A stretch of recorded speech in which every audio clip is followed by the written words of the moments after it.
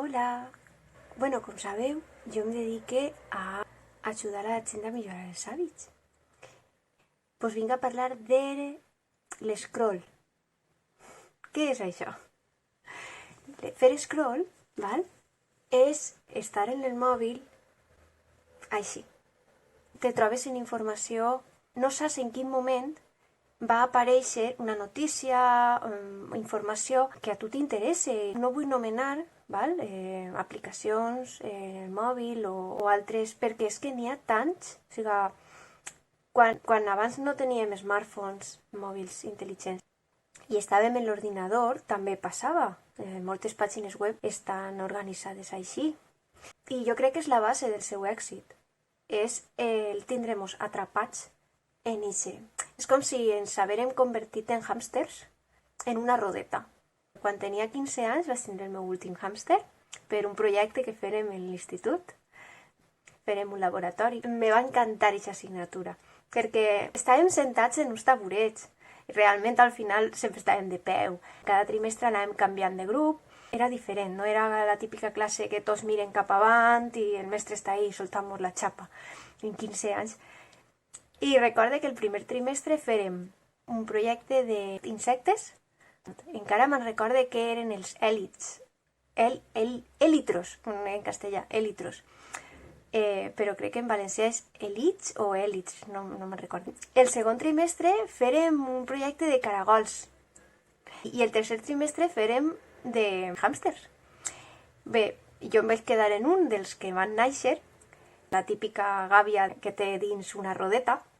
Jo recorde que al hàmster dins de la gàbia li ficàvem tot tipus de paper, llana, cotonpel, virutetes, no? Per a que ell tinguera diferents textures.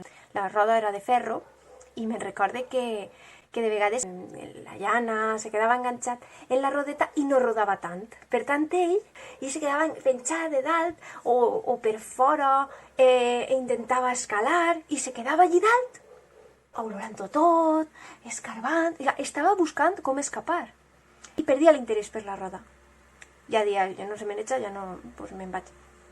Els hàmsters són molt escapistes. En realitat no han de viure en aquestes gàbies, que són com expositors i molt artificials. Es tenen en terrari, se'ls fiques terra i es caben i fan el seu niu allí. Fan diferents habitacions, una dormen, en l'altra minxen, en l'altra tenen el seu lavabo. O sigui, és com personetes xicotigues, no? Però després, al llarg del dia, estan fora de casa, buscant-se la vida, relacionant-se, com nosaltres, no?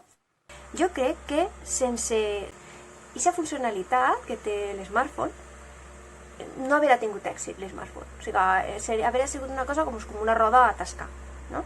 Internet és una gran finestra al món, és com viatjar sense moure's del lloc, una forma molt econòmica, però està com atrapada. O sigui, l'escroll és com si ens manté dins d'una gàbia. Ens mostren la informació que els interessa que vegem, com anuncis, tal, que estan obligats a ficar. És un anunci, però perquè n'hi ha darrere unes plataformes que estan regulant això. Però bueno, que si no, el que anime com a psicòloga és que pensem al dia què ens interessa veure, val? Què ens interessa saber? Per exemple, algú que li hagi cridat l'atenció, què són els élitros, els èlits en els insectes? Què? O serà de veres el que diu esta xica, scroll? Jo recorde aquells ratolins que no tenien boleta, no tenien la boleta de dalt, la rodeta. Tenien boleta a baix, que estava guai traure-la i a vegades algú la furtava.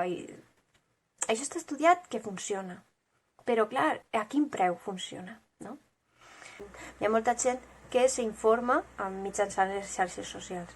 Acabes informant-te de manera sesgada, perquè tu segueixes el que t'interessa, no segueixes el que no t'interessa, però potser el que no t'interessa diu coses que són importants, perquè les persones que informen són parcials. Hem de buscar informació de diferents punts de vista, i això és l'oportunitat que te dona si tu busques informació sobre alguna cosa i després tu treus les teves conclusions. Si tu te trobes aquesta informació, el més segur és que te trobes informació de persones afins a tu, en realitat no t'aporten res nou, perquè tu ja ho sabies. O sigui, acaba per confirmar-se el que tu ja pensaves, però no estàs aprenent. Val?